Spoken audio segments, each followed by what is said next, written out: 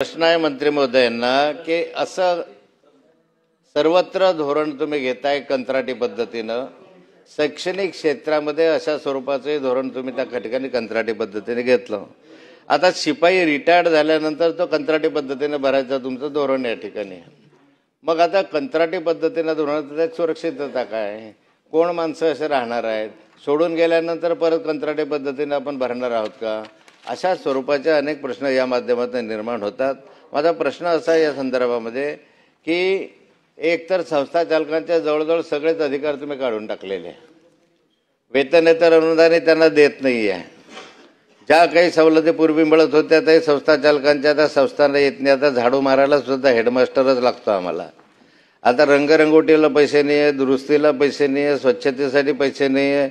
आणि मग एखाद्या ठिकाणी कायमचा जर असेल तर तो 24 तास कामापैकी 8 तासची ड्युटी रात्री करू शकेल, दिवसा करू शकेल, अशा स्वरूपाचं आहे.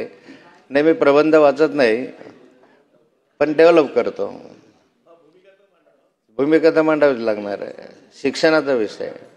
तर माझा प्रश्न असा आहे की हे धोरण तुम्ही घेता ते अत्यंत चुकीचं धोरण आहे.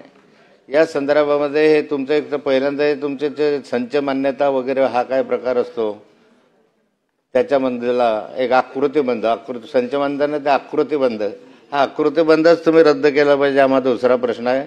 आणि यापुढे कायम स्वरूपीच भरती झाली पाहिजे या संदर्भात शासन निर्णय घेणार आहे का?